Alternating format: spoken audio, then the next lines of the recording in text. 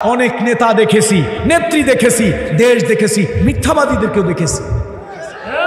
আরে উগান্ডার এক নেত্রী, উগান্ডা দেশটার নাম কি, সেই উগান্ডার এক নেত্রী তো বললেন তার দেশের জনগণ যখন আন্দোলন করতেছে আগুন জ্বলছে, উগান্ডার নেত্রী বললেন দাউ দাউ করে আগুন জ্বলতেছিল, আমি হেলিকপ্টার থেকে টনকে টন পানি ঢেলেছি। হাসেন কেন আপনারা?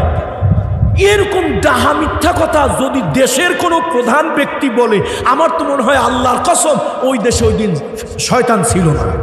তার কারণ শয়তানও মিথ্যা কথা কয়, তবে এত বড় ডাহা মিথ্যা, ঠাডা পড়া মিথ্যা শয়তানও বলতে পারে।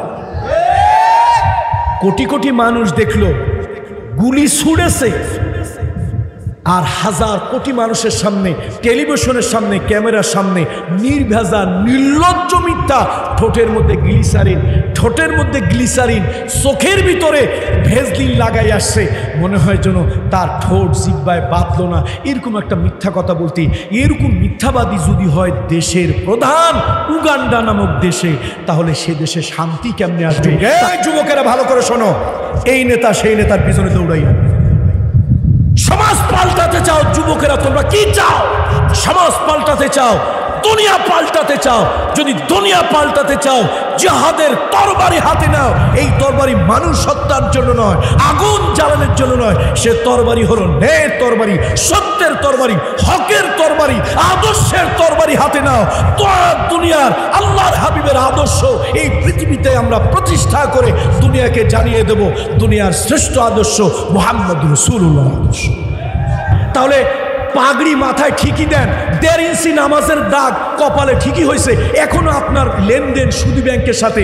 ভোট দেন বামপন্থী রামপন্থীদের, পেপার পত্রিকা পড়েন বাম আর রামেরটা, আপনি লাফান বাম আর রাম নেতা নেত্রী দিনের পক্ষে, হকের পক্ষে। আরে মাদ্রাসা একটা উঠাইলে, মসজিদ একটা উঠাইলে যদি আপনার আল্লাহ মাফ করে দেবে, তত ফেরাউন আর আবু জাহেলও আল্লাহ মাফ করে দেবে।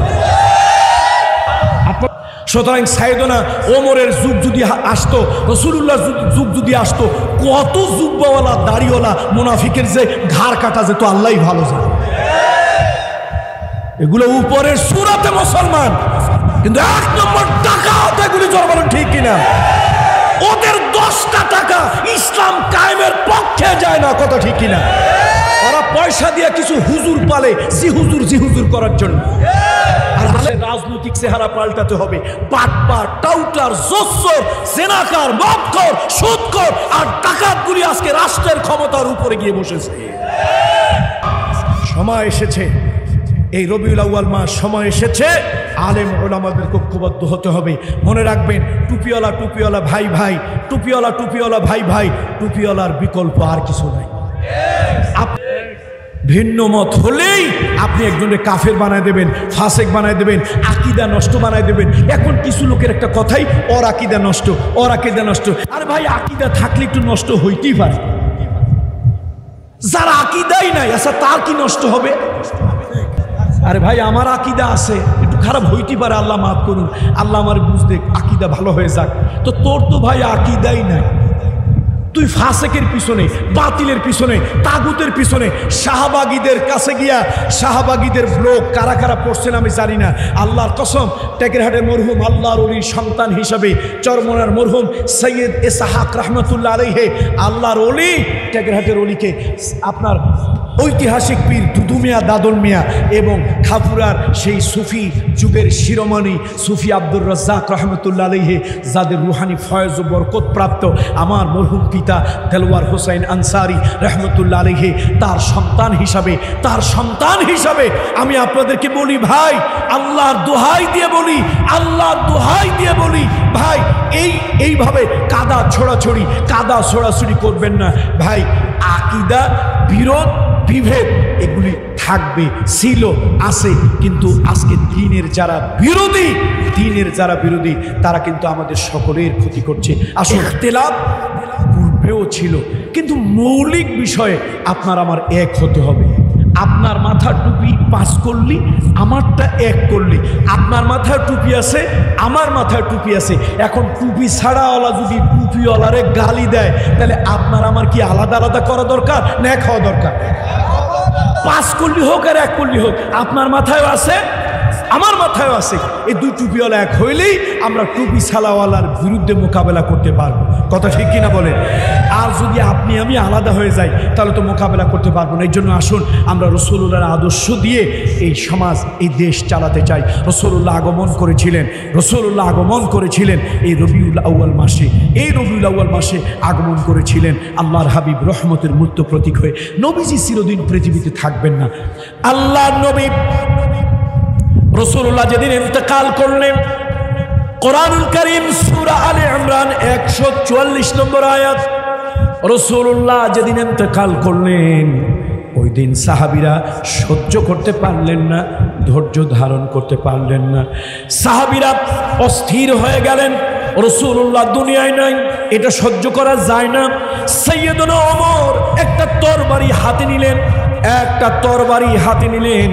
আল্লাহ রাসূলের সাহাবী ওমর তরবারি হাতে নিয়ে বললেন, যেই ব্যক্তি বলবে মুহাম্মদ রাসূলুল্লাহ ইন্তেকাল করেছেন, মুন্তাকিল হয়েছেন, দুনিয়ায় নাই, ওমরের তরবারি তাকে শায়েস্তা করবে, টুকরা করে দেবে। লোকেরা ভয় থেকে কেউ কথা বলে না, সবাই গিয়া বলল, ও আবু বকর সিদ্দিক রাদিয়াল্লাহু তাআলা আনহু, এই দুর্দিনে, এই দুঃসময়ে একমাত্র আপনি পারবেন সকলকে ঠান্ডা করার জন্য। হযরত আবু বকর সিদ্দিক রাদিয়াল্লাহু তাআলা আনহু উনি আসলেন, কাউকে বললেন না এ সাহাবীরা ঠান্ডা থাকো, ওমর হাতের থেকে তরবারি ফেলে দাও, একবারও বললেন না।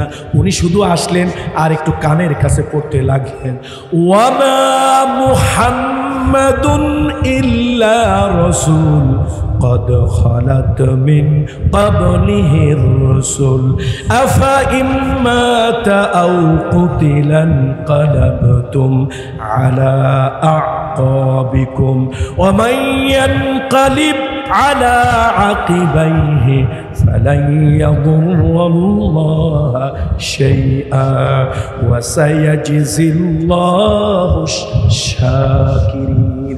তোমরা যারা মুহাম্মাদের গোলামি করতে, আল্লাহু আকবার, কি দামি কথা! আল্লাহ যেরকম আবু জাহেলের মাথা আমি না ফাটাইয়া, কুরাইশ বংশের কসম, ওই বাইতুল্লাহর খোদার কসম, আমি আবু জাহেলের মাথা না ফাটাইয়া বাড়ি আসবো না, প্রতিশোধ না নিয়ে বাড়ি আসবো না। সে পাগলের মতো খুঁজতে লাগলো, পাগলের মতো খুঁজে আবু জাহেলকে পেয়ে গেল।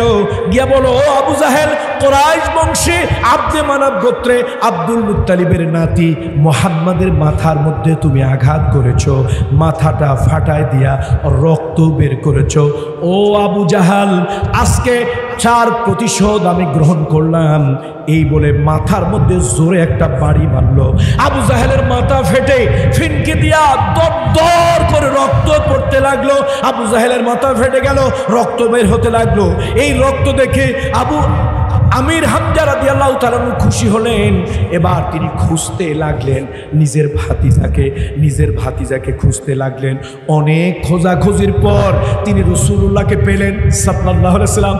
এসে বলেন, ও বাবা মুহাম্মদ, তুমি আমার ভাইয়ের ছেলে, আমার ছেলের মতোই। বাবা মুহাম্মদ, তুমি আমার বংশের ছেলে, তুমি মন খারাপ করিও না, মুখ বেজার করিও না। তোমার মাথা ফাটাইছে আবু জাহেল, রক্ত বের করছে আবু জাহেল, প্রত্যেকটা রক্তের ফোঁটার দাম নিয়েছি, প্রত্যেকটা রক্তের ফোঁটার বদলা নিয়েছি। আমি আঘাতের পরিবর্তে আঘাত দিয়েছি, আমার কুরাইশ বংশের আঘাতের আমি প্রতিশোধ নিয়েছি। নবীজি একবারও খুশি হন নাই, হাসি দেন নাই, বলেন নাই চাচা আপনি ভালো কাজ করছেন। এবার আমির হামজা রাদিয়াল্লাহু তাআলা বলেন, ও ভাতিজা মুহাম্মদ, তুমি কেমন মানুষ, আঘাতের পরিবর্তে আঘাত দিলাম, রক্তের পরিবর্তে রক্ত বের করলাম, তুমি খুশি হলে না, তুমি উচ্ছ্বসিত হলে না। কারণ কি? কয় চাচা, রক্তের বদলা রক্ত নিয়া, আঘাতের বদলা আঘাত দিয়া আমি খুশি হই না, আমি শান্তি, কল্যাণ আর ঈমানের দ্বারা খুশি হই।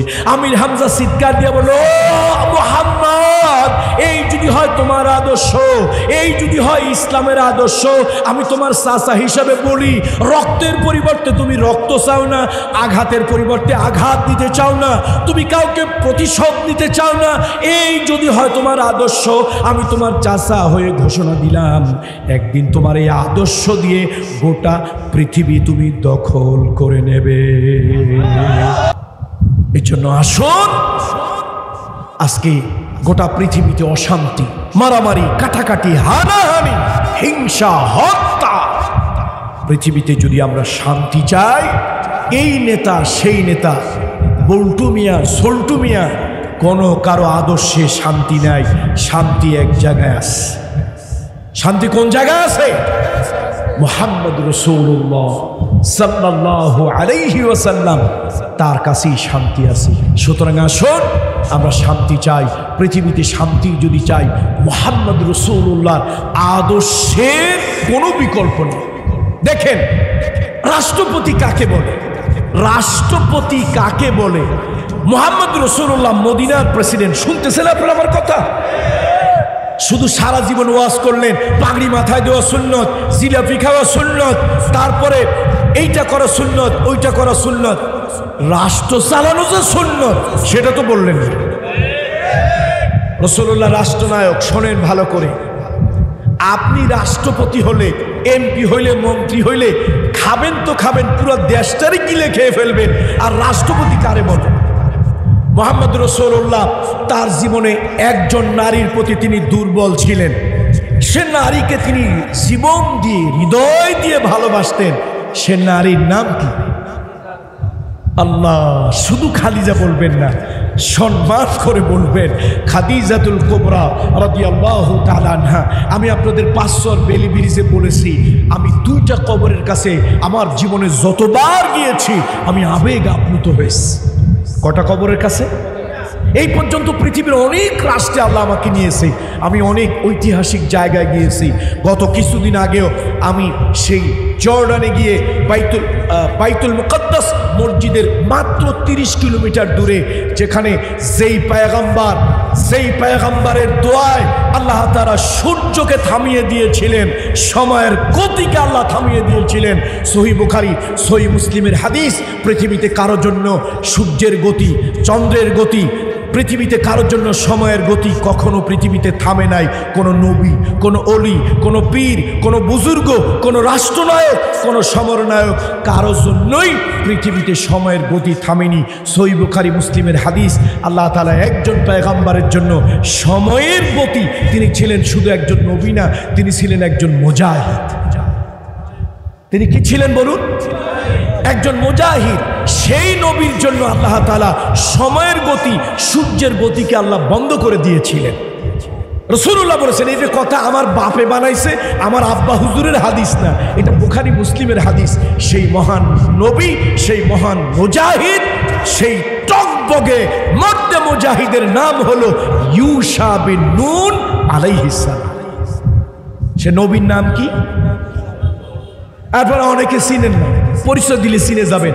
মুসা আলাইহিস সালাম যখন খিজির আলাইহিস সালামের সাথে কথা বলতে যায়, সাথে একজন খাদেম ছিল না? কোরআনে শোনেন নাই? সূরা কাহাফ। মুসা আলাইহিস সালাম যাচ্ছে কার সাথে দেখা করতে? তো যাওয়ার সময় একা গেছিল না কারো নিয়ে গেছিল? কোরআন শোনেন নাই আপনারা? কোরআন পড়ছেন? ও মাশাআল্লাহ। তো একা যায় নাই, সাথে একজন খাদেম নিয়ে গেছিল, টকবগে তরুণ যুবক। এই খাদেমের নামই হলো ইউশা বিন নুন। এবং আল্লাহ তাআলা কি কুদরত, মুসা আলাইহিস সালামের দোয়ায় 2জন লোকরে আল্লাহ নবী বানায় দিয়েছি। একজন হলেন হারুন আলাইহিস সালাম। আল্লাহ কয়, মুসা তুমি একটু ফেরাউনের কাছে গিয়ে দাওয়াত দাও। কয় যে আল্লাহ, আমি যে ফেরাউনের দাওয়াত দেবো, ও যে মাঝে মাঝে উল্টা পাল্টা কথা কয়, আমার তো মেজাজ এমনি গরম হয়ে যায়। আল্লাহ কয়, না মুসা, দাওয়াতি কাজ অত গরম মেজাজে করা যাবে না।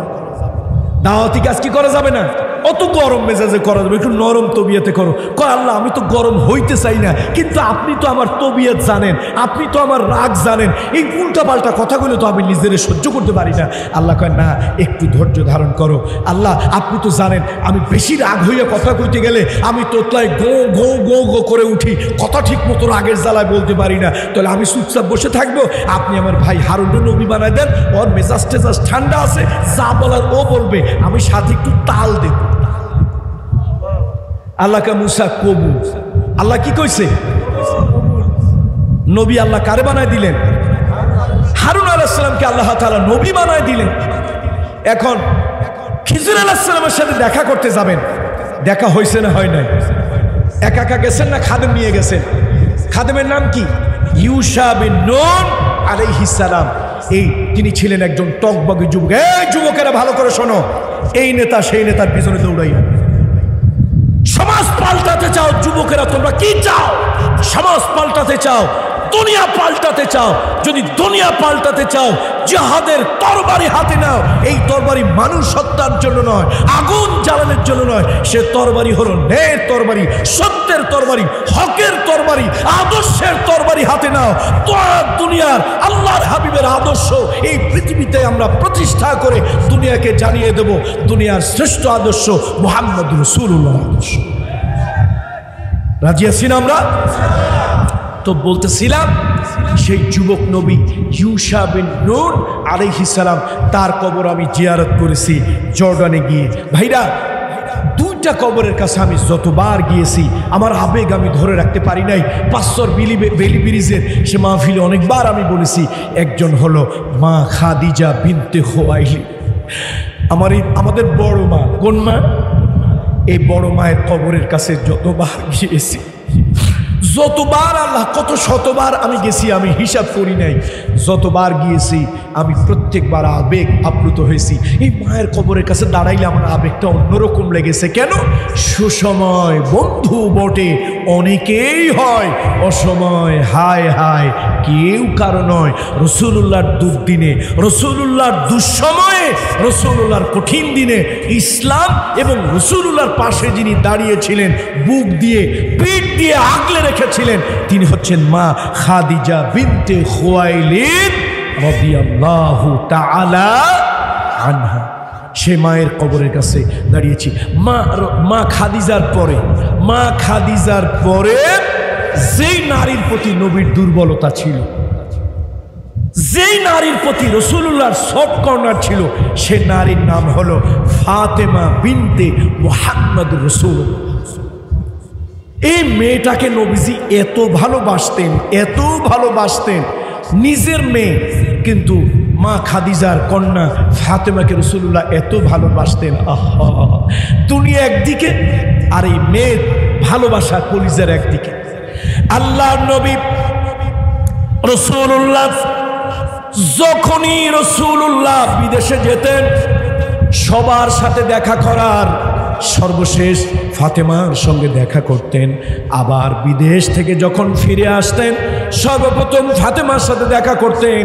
ও আমার শিবচরের ভাই বন্ধুরা, তোমার দেশের রাজা বাদশাহ, তোমার দেশের এমপি মন্ত্রী মুহাম্মদ রাসূলুল্লাহ মদিনার বাদশাহ, তিনিও একজন বাদশাহ। তার সাথে পার্থক্যটা কোথায়? তার সাথে পার্থক্যটা কোথায়? তোমার এমপি মন্ত্রী, তোমার প্রধানমন্ত্রী পারলে পুরা দেশটারে গিলে খেয়ে ফেলে, আর মুহাম্মদ রাসূলুল্লাহ রাষ্ট্রপতি, তবে রাষ্ট্রের জন্য তিনি কি করেছেন? যেই নারীর প্রতি তার দুর্বলতা, কলিজার মধ্যে যেই নারীর স্থান, সেই নারী ফাতেমাতুজ জোহরা এসে বাবার কাছে বলে, আব্বা, ও আমার আব্বা, আপনি তো দুনিয়ার সব কিছু থেকে আমাকে বেশি ভালোবাসেন। আব্বা, আমি বেশিক্ষণ জায়নামাজে থাকতে পারি না, আমি বেশিক্ষণ জায়নামাজে থাকতে পারি না, রাতের বেলায় অনেক তাহাজ্জুদের নামাজ পড়তে পারি না আব্বা। তার কারণ হলো আমার জাতা পিষতে হয়, আমার কুয়া থেকে পানি তুলতে হয়, আমার ছাতু বানাইতে হয়, হরেক রকমের কাজ আমার। আব্বা, আপনি আমাকে একটা দাসী দেন, আপনি আমাকে একটা বান্দির ব্যবস্থা করে দেন। একটা দাসী বান্দি যদি আমাকে দেন, ওই দাসী ওই বাদী জাতা ঘুরাবে, ওই দাসী বাদী কুয়া থেকে পানি তুলবে, কাজ করবে। ওই সময় আমি একটু জায়নামাজে বসবো আর সুবহানাল্লাহ, আলহামদুলিল্লাহ আলহামদুলিল্লাহ, আল্লাহু আকবার তাসবিহ পড়ব, আমি একটু কোরআন তেলাওয়াত করব, আমি একটু নফল 2 রাকাত নামাজ বেশি পড়ব, রাতের বেলা জেগে জেগে তাহাজ্জুদের নামাজ পড়ব। আব্বা, আপনি আমার জন্য একটা দাসী বাদীর ব্যবস্থা করে দেন। নবীজির চেহারা কালো হয়ে গেল। আল্লাহ নবী বলেন, ও ফাতেমা, আমি নতুন রাষ্ট্রের দায়িত্ব নিয়েছি। আল্লাহু আকবার। আমি নতুন রাষ্ট্রের দায়িত্ব নিয়েছি, এখনো বিধবার ঘরে খাবার পৌঁছাতে পারি নাই, এখনো এতিমের খোঁজ খবর নিতে পারি নাই। নতুন রাষ্ট্রের দায়িত্ব আমার। ও ফাতেমা, আমি যতক্ষণ পর্যন্ত এতিম অনাথ গরিব দুঃখীর ঘরে খাবার পৌঁছাতে না পারবো, ততক্ষণ আমি নবী মুহাম্মদ মদিনার বাদশাহ হয়ে তোমাকে একটা চাকরানি দাসী বাদীর ব্যবস্থা করতে পারবো না। তাহলে এই রাষ্ট্রপতির মতো তার আদর্শে অনুপ্রাণিত একজন রাষ্ট্রপতি যদি বাংলাদেশে আসতো, সুইস ব্যাংকে এত টাকা জমা হইতো? কিছু লোক তো পারলে পুরো রাষ্ট্রটারই গিলে খেয়ে ফেলে। কথা ঠিক কিনা বলুন ভাই? এই জন্য আমরা আল্লাহর আইন চাই। কি চাই? আল্লাহর আইনের বিরোধিতা কারা করে জানেন? এই শেষরা চোরেরা বিরোধিতা কোনোদিন করে না, গরিব মানুষ কোনোদিন করে না। ওরা জানে আমরা পেটের দায় এই মসজিদ থেকে জুতা চুরি করি, পেটের দায় আমরা মসজিদ থেকে কি চুরি করি? জুতা চুরি করি আমরা। ওরা জানে আমরা পেটের দায় একটা মানি ব্যাগ চুরি করি। এই জন্য আল্লাহর কসম, আল্লাহর আইনের বিরোধিতা আমি কোনোদিন কোনো গরিব দুঃখী চোরেরে করতে দেখি নাই। আল্লাহর আইনের কথা আসলেই আমার সমাজের কিছু নেতারা বিরোধিতা করে, আমার সমাজের কিছু নামাজি রোজাদার লোকেরা বিরোধিতা করে। আপনি দেখেন অনেক বড় ব্যবসায়ী, আধা ইঞ্চি 1.5 ইঞ্চি 2 ইঞ্চি নামাজের দাগ আছে কপালে, সে আল্লাহর আইনের বিরোধিতা করে। তার কারণ কি? সে জানে আমি বড় লোক হয়েছি 2 নম্বরী পদ্ধতিতে, ব্যাংক ডাকাতি করে, প্রজেক্ট ডাকাতি করে, 6 নম্বরী করে মসজিদে টাইলস লাগাই দিয়েছি, 2টা এসি লাগাই দিয়েছি, 5 তলা মসজিদ উঠাই দিয়েছি। লোকজন হুজুররা 5 তলা মসজিদে নামাজ পড়ে আমার 14 গোষ্ঠী জান্নাতুল ফেরদাউসে নিয়ে গেছে। এদেশের অনেক বড় লোক আছে, প্রজেক্ট ডাকাত, ব্যাংক ডাকাত, গরিবের হক নষ্ট করা, এই ডাকাতগুলি লক্ষ কোটি কোটি টাকার মালিক। ওরা আঙ্গুল ফুলে কলা গাছ না, বট গাছ হয়ে গেছে।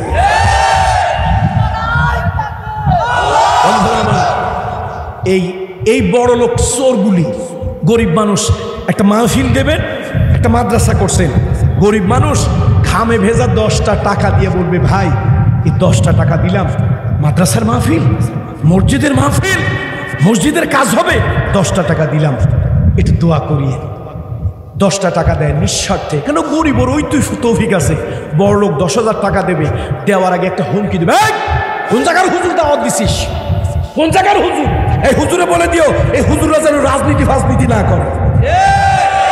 ওরে বাবা, হুজুররা রাজনীতি যেন না করে। তো রাজনীতি মানে কি? আজ থেকে 750 বছর আগে, ভালো করে শোনেন, কামরুল ইসলাম সাইদের ব্যাখ্যা না, আমার বাবা হুজুরের ব্যাখ্যা না।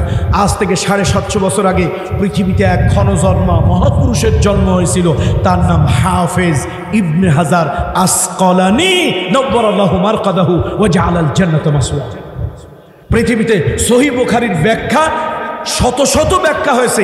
হাফেজ ইবনে হাজার আসকালানি তিনি যে বুখারীর ব্যাখ্যা করেছেন, পৃথিবীতে আজ পর্যন্ত তার ব্যাখ্যার সমতুল্য একটা ব্যাখ্যা পৃথিবীতে কেউ করতে পারে নাই। সে হাফেজ ইবনে হাজার আসকালানি মা মা'না দ্বীন, দ্বীনের অর্থ কি?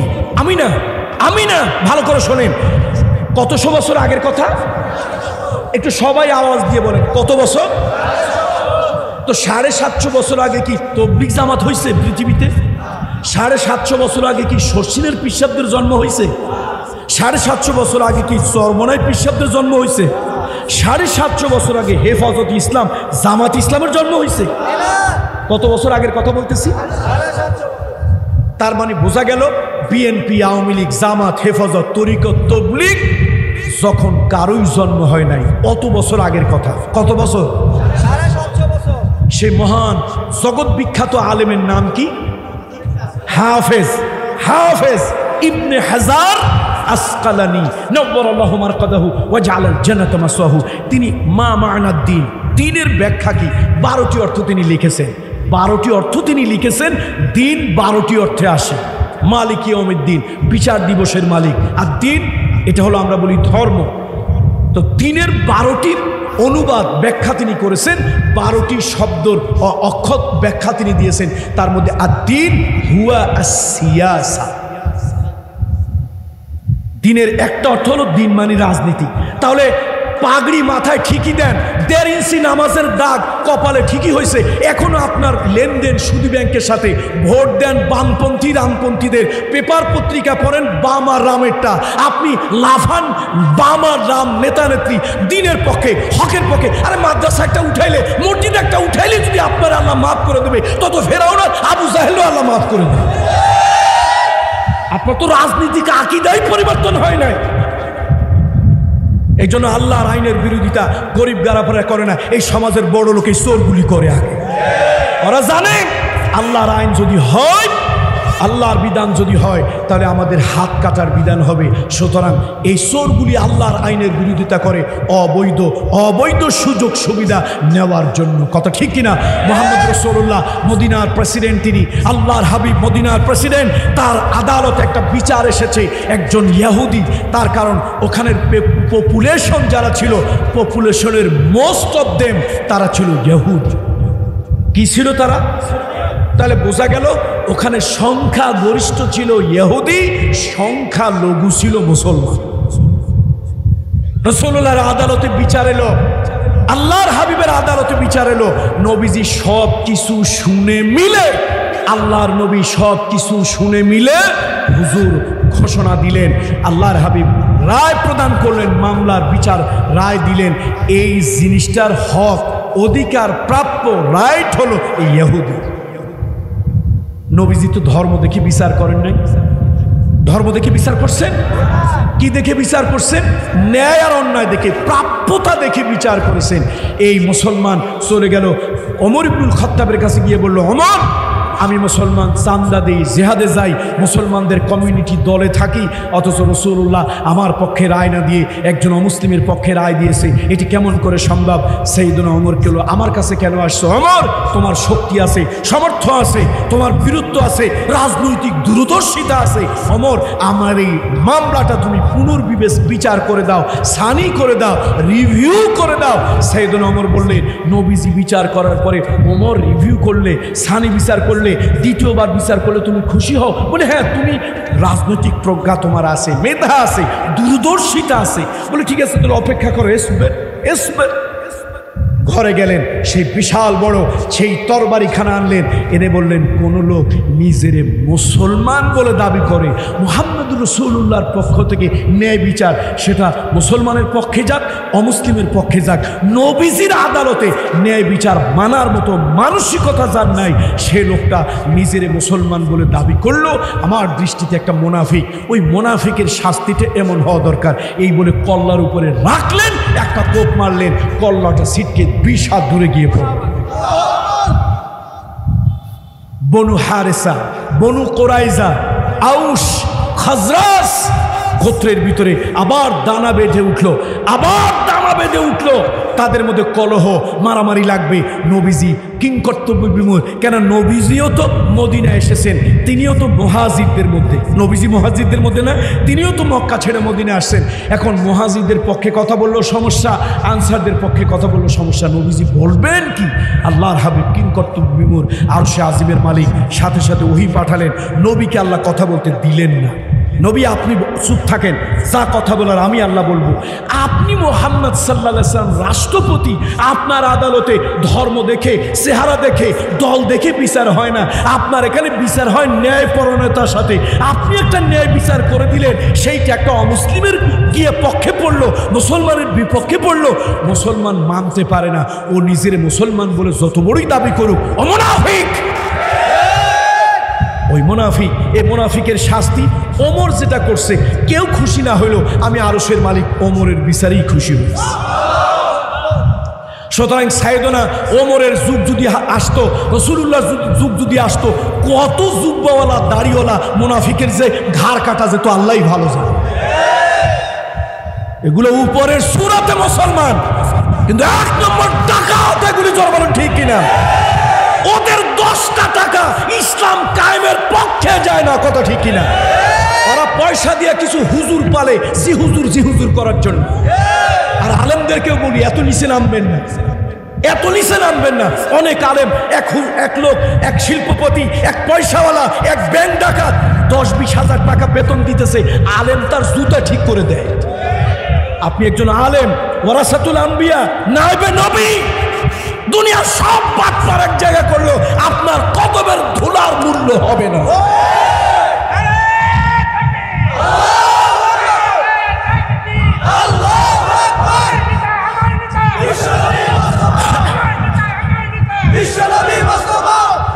সুতরাং উলামা একরামদের সম্মান কামরুল ইসলাম সাইদ বলনি, আলেমদের সম্মান ইজ্জত নবিয়ুনা সাইয়্যিদুনা কুদওয়াতুনা মুহাম্মদ রাসূলুল্লাহ দিয়েছে। সুতরাং কোন আলেম, কোন শিল্পপতি, কোন পয়সাওয়ালা, জমিদার, কোটি টাকা ব্যাংকের মালিক, কারো জুতা কোনো আলেম ঠিক করবে না। আলেমের জুতা ওরা ঠিক করে দেবে। রাজি আছেন না? নাই? এদেশের রাজনৈতিক চেহারা পাল্টাতে হবে। বাটপার, টাউটার, জোচ্চোর, জেনাকার, মদখোর, সুদখোর আর ডাকাতগুলি আজকে রাষ্ট্রের ক্ষমতার উপরে গিয়ে বসেছে। দুনিয়ার মানুষের ভাগ্য পরিবর্তন হোক বা না হোক, ওদের ভাগ্য ঠিকই পরিবর্তন হয়। এই জন্য আসুন, সময় এসেছে, এই রবিউল আউয়াল মাস সময় এসেছে, আলেম ওলামাদের ঐক্যবদ্ধ হতে হবে। মনে রাখবেন, টুপিওয়ালা ভাই ভাই, টুপিওয়ালা ভাই ভাই, টুপিওয়ালার বিকল্প আর কিছু নাই। আপনার কাছে আমি নিরাপদ, আমার কাছে আপনি নিরাপদ, আমি আপনার কাছে আমার নিরাপত্তা যেরকম, ওই বাতিলের কাছে ওদের চেহারা, ছবি, ভেষ যতই পরিবর্তন হোক, ওদের কাছে আমরা নিরাপদ নই। এই জন্য আসুন, দিনদার মুত্তাকি পরহেজগারদেরকে বলবো, ভেদাভেদ ভুলে যাই, কুনু ইবাদাল্লাহি ইখওয়ানা, কুনু ইবাদাল্লাহি ইখওয়ানা। সাহাবীদের ভিতরেও কিছু ব্যাপারে দ্বিমত ছিল, কিছু ব্যাপারেও দ্বিমত ছিল। সাইয়েদনা ওসমান রাদিয়াল্লাহু তাআলা আনহু, তিনি যখন উকুফ করছিলেন মাশআরুল হারামে, মাশআরুল হারামে, ওসমান রাদিয়াল্লাহু তাআলা আনহু 4 খলিফার একজন, আলাইকুম বিসুন্নতি ওয়া সুন্নতি খুলাফাইর রাশিদিন আল মাহদিন, তোমাদের জন্য আমার সুন্নত এবং আমার 4 খলিফার সুন্নত। কে বলছে? মুহাম্মদ রাসূলুল্লাহ বলেছেন, তোমাদের জন্য আমার সুন্নত, আমার 4 খলিফার সুন্নত। হযরত ওসমান মাশআরুল হারামে 4 রাকাত নামাজ পড়লেন। আব্দুল্লাহ ইবনে আব্বাস রাইসুল মুফাসসিরিন, তিনি বললেন 4 রাকাত না, এখানে নামাজ হবে 2 রাকাত। তাহলে আব্দুল্লাহ ইবনে আব্বাস এবং সাইয়েদনা ওসমান জিন্নুরাইন, দুজনের মধ্যে কিছুটা মতের ভিন্নতা হইছে না হয় নাই? তাহলে মতের ভিন্নতা হলেই আপনি কাউকে কাফের, বেদিন, ফাসেক একেবারে উড়াই দেবেন, এটা ঠিক না। রাসূলুল্লাহর সাহাবী যারা জান্নাতের শুভ সংবাদ প্রাপ্ত, রাসূলুল্লাহর সাহাবী যারা জান্নাতের টিকিট প্রাপ্ত, রাসূলুল্লাহর সাহাবী যারা আল্লাহর কাছে মনোনীত, তাদেরও বিভিন্ন বিষয় ভিন্ন মত হয়েছে। ভিন্ন মত হলেই আপনি একজনের কাফের বানায় দেবেন, ফাসেক বানায় দেবেন, আকীদা নষ্ট বানায় দেবেন। এখন কিছু লোকের একটা কথাই, ওর আকীদা নষ্ট। আরে ভাই, আকীদা থাকলে একটু নষ্ট হইতেই পারে। যার আকীদাই নাই, আচ্ছা তার কি নষ্ট হবে? কথা বোঝেন না আপনারা? আকীদা যদি থাকে, আপনার কাছে কলা আছে, চিনি আছে, মরিচ আছে, ডাউল আছে, চাউল আছে, জিনিসগুলো যখন আছে যখন একটু নষ্ট, আল্লাহ মাফ করুন, বলেন না আল্লাহ মাফ করুন, একটু নষ্ট, তো যার কাছে নষ্ট হওয়ার মতো কিছুই নাই, তার নষ্ট হবে কি? তো ফতোয়া যে দেয়, যার নিজের আকীদা বলে কিছু নাই, সে আপনারা বলবে আরে তোমার তো আকীদা খারাপ। আরে ভাই, আমার আকীদা আছে, একটু খারাপ হইতে পারে, আল্লাহ মাফ করুন, আল্লাহ আমার বুঝতে আকীদা ভালো হয়ে যাক। তো তোর তো ভাই আকীদাই নাই, তুই ফাসেকের পিছনে, বাতিলের পিছনে, তাগুতের পিছনে, শাহবাগীদের কাছে গিয়া, শাহবাগীদের ব্লগ কারা কারা পড়ছেন আমি জানি না, আল্লাহর কসম, টেকেরহাটের মরহুম আল্লাহর ওলির সন্তান হিসাবে চরমনার মরহুম সৈয়দ ইসহাক রহমতুল্লাহ আলাইহি, আল্লাহর ওলি, টেকেরহাটের ওলিকে আপনার ঐতিহাসিক পীর দুদু মিয়া, দাদল মিয়া এবং খাপুরার সেই সুফি যুগের শিরোমণি সুফি আব্দুর রাজ্জাক রহমতুল্লাহ আলাইহি, যাদের রুহানি ফয়েজ ও বরকত প্রাপ্ত আমার মরহুম পিতা দেলওয়ার হোসাইন আনসারী রহমতুল্লাহ আলাইহি, তার সন্তান হিসাবে আমি আপনাদেরকে বলি ভাই, আল্লাহর দোহাই দিয়ে বলি ভাই, এইভাবে কাদা ছোড়াছড়ি করবেন না ভাই। আকীদা বিরোধ বিভেদ এগুলি থাকবে, ছিল, আছে, কিন্তু আজকে দ্বীনের যারা বিরোধী তারা কিন্তু আমাদের সকলের ক্ষতি করছে। আসুন কথা আর বাড়াবো না, নামাজের বোধহয় আজান এখনই হয়ে যাবে। কত বাজে? ও আল্লাহ, মাশাআল্লাহ। আচ্ছা, আল্লাহ, আমরা মসজিদ কমিটির জন্য দোয়া করছি, বলেন আল্লাহুম্মা আমিন। আল্লাহ তাদেরকে নেক হায়াত দান করুন। ইমাম সাহেব, খতিব সাহেব, মুতাওয়াল্লি সাহেব, মুসল্লি সাহেবরা এবং খাদেম সাহেব সহ আল্লাহ তাআলা সকলকে এর বিনিময় উত্তম জাযা প্রদান করুন। ভাই, বিরোধ বেশি ভালো, ইখতিলাফ পূর্বেও ছিল, কিন্তু মৌলিক বিষয়ে আপনার আমার এক হতে হবে। আপনার মাথার টুপি 5 করলি, আমারটা 1 করলি। আপনার মাথার টুপি আছে, আমার মাথার টুপি আছে। এখন টুপি ছাড়াওয়ালা যদি টুপিওয়ালারে গালি দেয়, তাহলে আপনার আমার কি আলাদা আলাদা করা দরকার না এক হওয়া দরকার? 5 করলি হোক আর 1 করলি হোক, আপনার মাথায় আছে, আমার মাথায় আছে। এই 2 টুপিওয়ালা এক হইলেই আমরা টুপি ছাড়াওয়ালার বিরুদ্ধে মোকাবেলা করতে পারবো। কথা ঠিক কিনা বলেন? আর যদি আপনি আমি আলাদা হয়ে যাই, তাহলে তো মোকাবেলা করতে পারবো না। এই জন্য আসুন আমরা রাসূলুল্লাহর আদর্শ দিয়ে এই সমাজ, এই দেশ চালাতে চাই। রাসূলুল্লাহ আগমন করেছিলেন এই রবিউল আউয়াল মাসে আগমন করেছিলেন আল্লাহর হাবিব রহমতের মূর্ত প্রতীক হয়ে। নবীজি চিরদিন পৃথিবীতে থাকবেন না।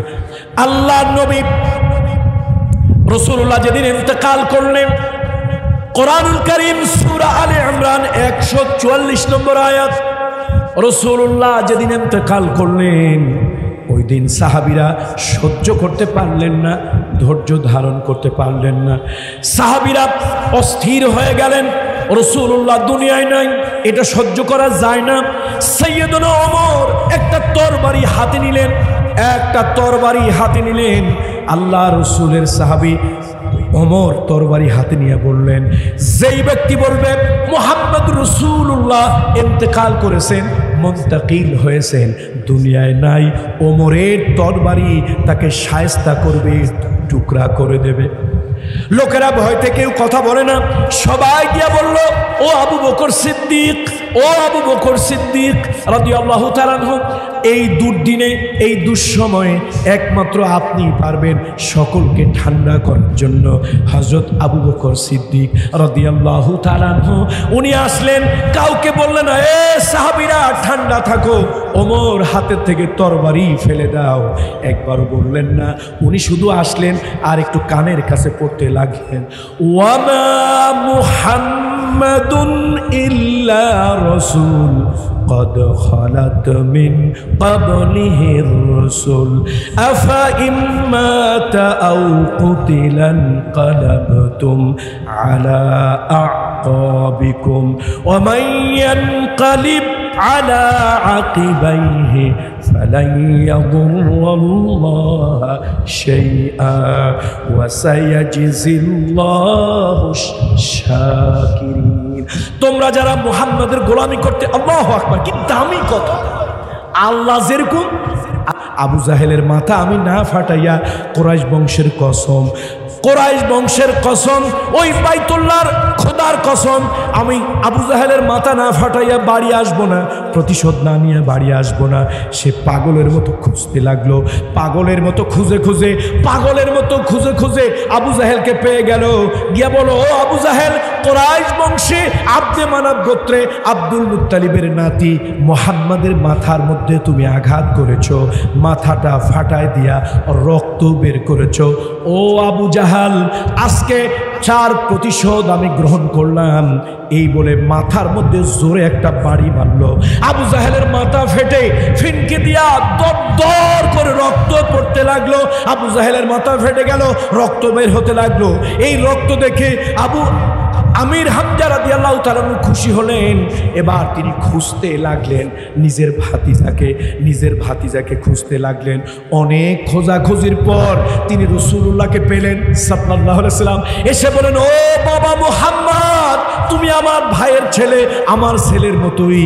বাবা মুহাম্মদ, তুমি আমার বংশের ছেলে, তুমি মন খারাপ করিও না, তুমি মন খারাপ করিও না, মুখ বেজার করিও না।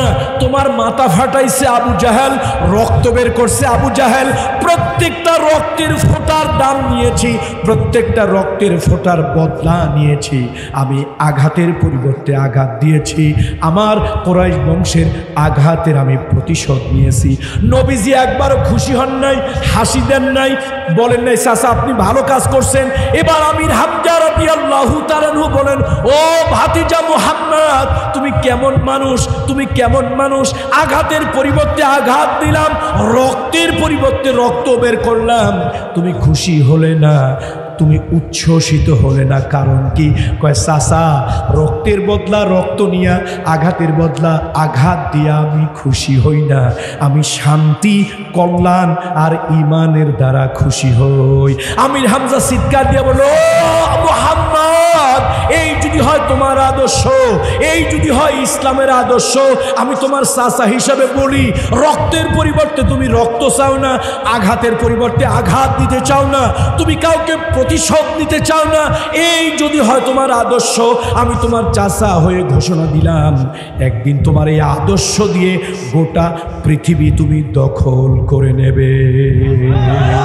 বক্তব্য আমার শেষ, আযান হবে এখনই, বক্তব্য শেষ। আসেন আসেন, আমরা যে যে মাসলাকের লোক হই, যে যে মানহাজের লোক হই, আপনার মাসলাক আপনার মানহাজ ছাড়তে বলি না, অন্তত একটা কথা বলি, মানবতার মহান শিক্ষক মুহাম্মদুর রাসূলুল্লাহর আদর্শ দিয়ে দেশ চলুক। কারা কারা চাই?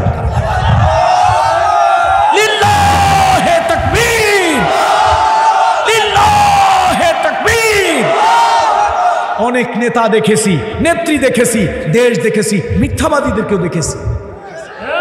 আরে উগান্ডার এক নেত্রী, উগান্ডা দেশটার নাম কি? সেই উগান্ডার এক নেতৃত্ব বললেন, তার দেশের জনগণ যখন আন্দোলন করতেছে, আগুন জ্বলছে, উগান্ডার নেত্রী বললেন, দাউ দাউ করে আগুন জ্বলতেছিল, আমি হেলিকপ্টার থেকে টনকে টন পানি ঢেলেছি। হাসেন কেন আপনারা? এরকম ডাহা মিথ্যা কথা যদি দেশের কোনো প্রধান ব্যক্তি বলে, আমার তো মনে হয় আল্লাহর কসম ওই দেশে ওই দিন শয়তান ছিল না। তার কারণ শয়তানও মিথ্যা কথা কয়, তবে এত বড় ডাহা মিথ্যা, ঠাডা পড়া মিথ্যা শয়তানও বলতে পারে। কোটি কোটি মানুষ দেখলো, গুলি ছুড়েছে, আর হাজার কোটি মানুষের সামনে, টেলিভিশনের সামনে, ক্যামেরার সামনে নির্ভেজা নির্লজ্জ মিথ্যা, ঠোঁটের মধ্যে গ্লিসারিন, ঠোঁটের মধ্যে গ্লিসারিন, চোখের ভিতরে ভেজলিন লাগাই আসছে, মনে হয় যেন তার ঠোঁট জিহ্বায় বাঁধলো না, এরকম একটা মিথ্যা কথা বলতে। এরকম মিথ্যাবাদী যদি হয় দেশের প্রধান, উগান্ডা নামক দেশে, তাহলে সে দেশে শান্তি কেমনে আসবে? টাকা ছিল না, পয়সা ছিল না, ভালো অট্টালিকা ছিল না, কিন্তু মুহাম্মদ রাসূলুল্লাহ বলেছেন, খায়রুল কুরুনি কারনি, খায়রুল কুরুনি কারনি সুম্মাল্লাযীনা ইয়ালুনহুম সুম্মাল্লাযীনা ইয়ালুনহুম। সুতরাং আসুন রাসূলুল্লাহর আদর্শ চাই, যে আদর্শ দিয়ে হিন্দু, বৌদ্ধ, খ্রিস্টান সব মানুষ, আওয়ামী লীগ, বিএনপি, জাতীয় পার্টি, জাসদ, জামাত, হেফাজত, তরিকত, তবলিগ, এক করলি, পাঁচ করলি, সবাই আল্লাহর হাবিবের আদর্শ হলেই শান্তিতে থাকবে। আমরা সে শান্তির কথা বলে আজকের এই সিরাত মাহফিলের আয়োজকদেরকে হৃদয় থেকে ধন্যবাদ জানাচ্ছি। মুহাম্মদ রাসূলুল্লাহর আগমনের মাস রবিউল আউয়াল মাসই শুধু নয়, আপনারা মাঝে মাঝে এরকম সিরাত মাহফিলের আয়োজন করবেন। নবীজির জীবন দর্শন হিন্দু, বৌদ্ধ, খ্রিস্টান, মুসলমান সবাইকে জানানো দরকার। ঠিক দান।